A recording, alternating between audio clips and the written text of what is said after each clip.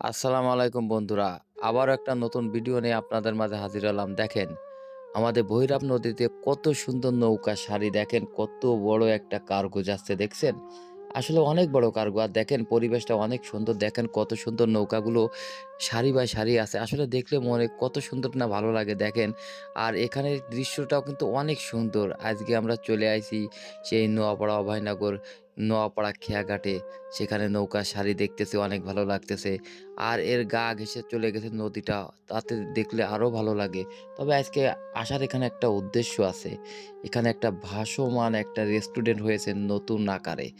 আমরা সেটা দেখার জন্য আজকে চলে আইছি আমাদের ভৈরব নদে। দেখেন আমরা সাইড থেকে যাচ্ছি, কত সুন্দর পরিবেশ, কত সুন্দর জায়গা দেখেন, অনেক লোকজনের সমাহার।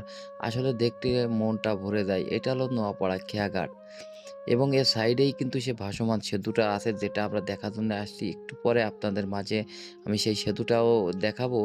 দেখেন তার আগে খেয়াঘাটের একটা সুন্দর মনোরম পরিবেশ, যেটা আপনাদের মাঝে নিয়ে চলে আসলাম। দেখেন কত সুন্দর একটা জায়গা এবং কত সুন্দর পরিবেশটা। আসলে দেখলেও অনেক ভালো লাগে। এই পরিবেশটার পরেই আমরা চলে যাচ্ছি, দেখেন সে সুন্দর একটা মনোরম পরিবেশ। আরেকটা সুন্দর আকারে দেখেন কার্গো যাচ্ছে, দেখেছেন? কত বড় দেখেন। আসলে এখানে কিন্তু শিল্প শূন্য অপরা বলা হয়। এখানে অনেক কার্গো আছে, অনেক কিছু আছে দেখা যাচ্ছে। এগুলো আপনারা আগে পরে দেখেননি বা দেখেছেন কিনা জানি না। তবে এখানে কিন্তু অনেক ধরনের ব্যবসা হয়ে থাকে। সারের জন্য বিখ্যাত নওপাড়া অভয়নগর। এখানে কয়লা, সার অনেক কিছু বিক্রি হয়। এখানে হাজার, হাজার কার্গো থাকে। দেখেন আমরা কিন্তু সামনের দিকে দেখাচ্ছে আপনাদের নদের সাইড থেকে কিন্তু পরিবেশটা অনেক সুন্দর। অনেক লোকজন এখানে সময় কাটাতে আসে, বসে পড়ে থাকে। আসলে দৃশ্যটা দেখলে অনেক ভালো লাগে আমাদের। আজকে আপনাদের সেটাই দেখানোর জন্য নিয়ে আসলাম। আমার পিছনে একটা জাহাজ, না এটা জাহাজ মনে হলেও কিন্তু এটা জাহাজ না। এটাই হচ্ছে সেই ভাসমান রেস্টুরেন্ট, যেটা আপনাদের দেখানোর জন্য নিয়েছি। দেখেন কত সুন্দর একটা রেস্টুরেন্ট তৈরি হচ্ছে নতুন আকারে। এটা কিন্তু আমাদের এই ভৈরব নদের পরেই নির্মিত। এটা নতুন আকারে হয়েছে। এখানে এই জিনিসটা উদ্বোধন হবে কয়েকদিনের মধ্যে। দেখেন কত সুন্দরভাবে তৈরি করেছে। এখানে যাওয়ার জন্য সিঁড়ি তৈরি হচ্ছে।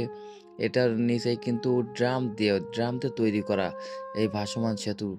কিন্তু এই ভাসমান রেস্টুরেন্ট কিন্তু আমরা আগে পরে এখনো আমাদের এখানে ছিল না। তবে নতুন আকারে তৈরি হয়েছে।